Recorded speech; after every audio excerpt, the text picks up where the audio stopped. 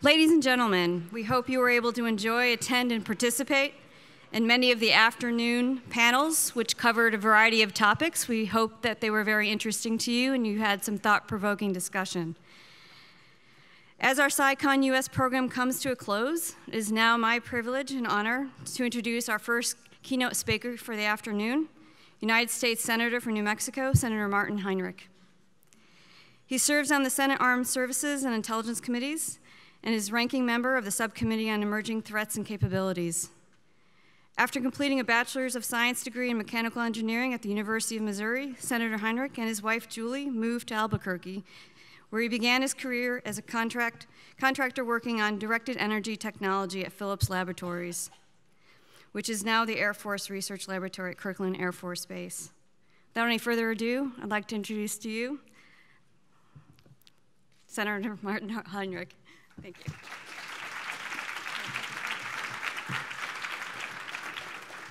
Good afternoon, everyone.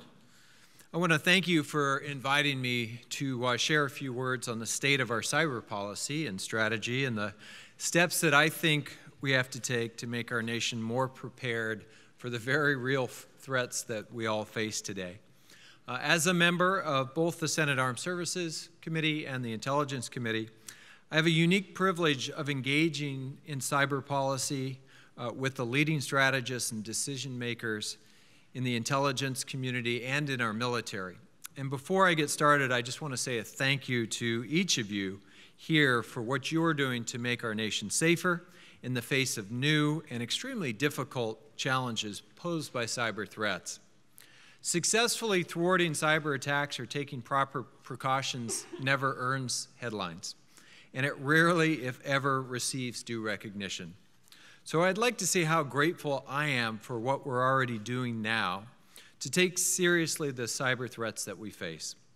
But I think we can all agree that we are not doing even close enough to address this threat. High-profile cyber attacks and information warfare campaigns in recent years, from the Sony, OPM, and Equifax hacks to the Russian government's interference in last year's presidential election, have exposed a myriad of vulnerabilities in both our government and in our private sector. The lack of clear and strong responses to these attacks, even once we knew well who was to blame, sent a message not of deterrence, but of open invitation to foreign adversaries and malicious cyber actors to keep attacking us. In fact, as you all likely know, it's been reported that the same Russian military intelligence operatives responsible for last year's DNC hack targeted attendees of this very conference with a weaponized phony invitation infected with malware. Our increased reliance on the internet in the digital age has created new threats and vulnerabilities to our nation's infrastructure and even to human life. Critical infrastructure, such as the electric grid, oil and gas pipelines, air traffic control, and financial institutions all use the internet and can be manipulated, disrupted, and in some cases, even destroyed.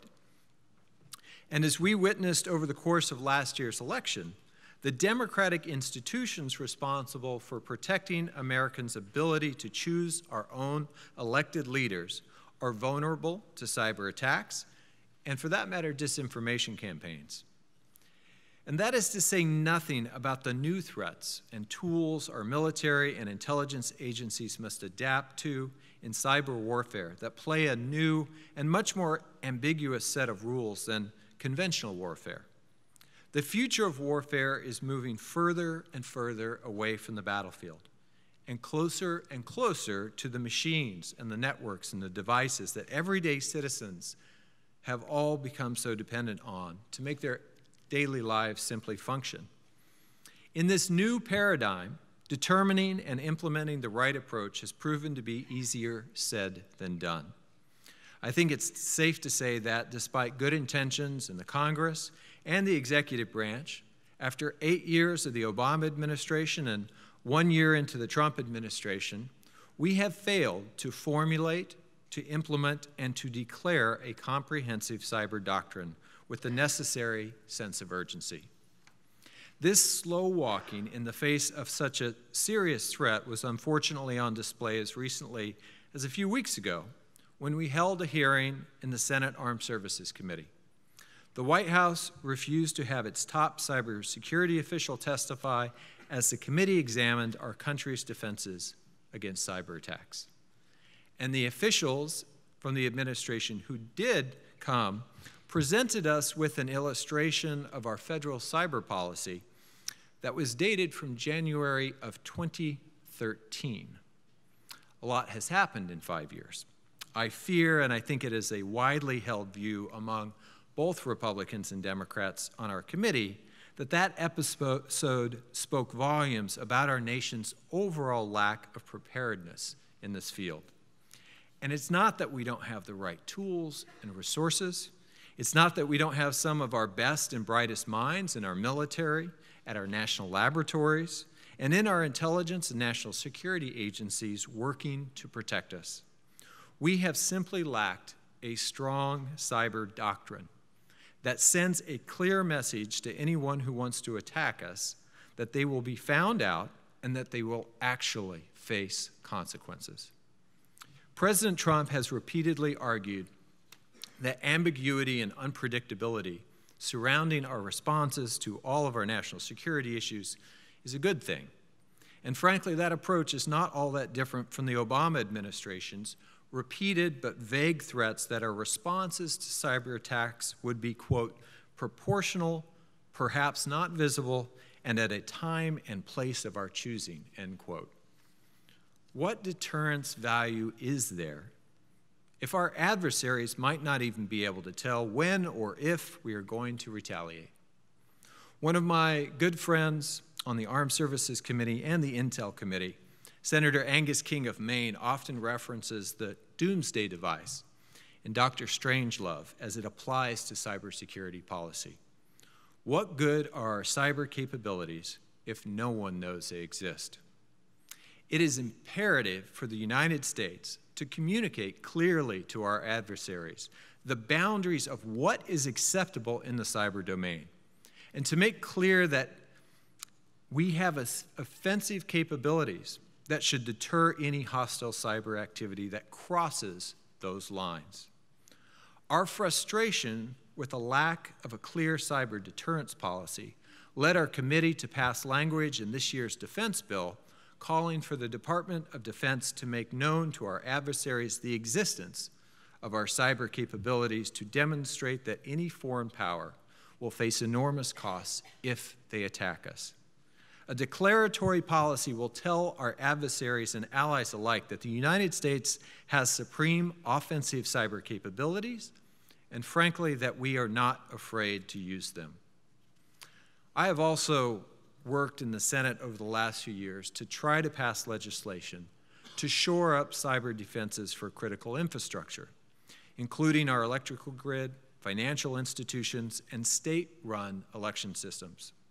In fact, just last week, Senator Susan Collins and I introduced the Securing America's Voting Equipment Act to help states upgrade the physical, electronic, and administrative components of their voting systems. Our bill will require the Director of National Intelligence to work with state election officials to ensure that they have the appropriate information to protect their election systems from those security threats. But we must acknowledge that developing the best and most advanced cyber weapons and defenses will never be enough. Cyber warfare and the information warfare and foreign influence campaign we witnessed during the 2016 election was just the beginning of what will likely be the new normal. Our adversaries will not stop trying to infiltrate our institutions and conduct campaigns that benefit their interests. Vladimir Putin surely views last year's attack on our democracy as a resounding success for his interests. The Russians successfully used online tools and bots to target Americans' social media news feeds with propaganda and fake information. When the Russians selectively released hacked information, the American media reported on the contents of emails that they saw as basically salacious political gossip, instead of checking for attribution of how the content was stolen or telling the public about the deeper threat that hacking itself posed to our democratic process. And a large reason for that is because the government took too long, far too long, to react defensively, and hesitated for far too long to publicly attribute and forcefully retaliate to this attack on our democracy. Frankly, we took the bait, and the Russians caught us hook, line, and sinker. Americans as a whole now view our political process, our media, and our very democracy with more skepticism and more cynicism than they did before. And the president's efforts to cast doubt on our investigations and his utter lack of interest in learning how to prevent a future attack on our nation's democratic institutions make it all the more difficult to take the steps that we must take. But I remain determined to do all that we can to learn the truth of what we've done right and what we've done wrong, and to create policies that will prepare us for the very real threats that lie ahead. We all have a critical role to play in defending this country. Not only the federal government, not only the military and our national security agencies, but also the private sector and individuals. We need to educate and train the next generation of cybersecurity professionals and cyber warriors who will keep our institutions and our networks safe. And we must teach all Americans how to be diligent in protecting their private and their personal information.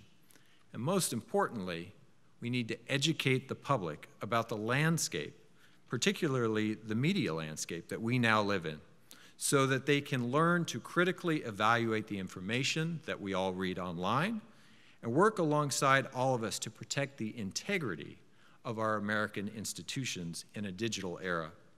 Thank you once again for all that each of you do and all that you're doing to take on this very complex and very difficult but vitally important effort. Thank you all very much for having me.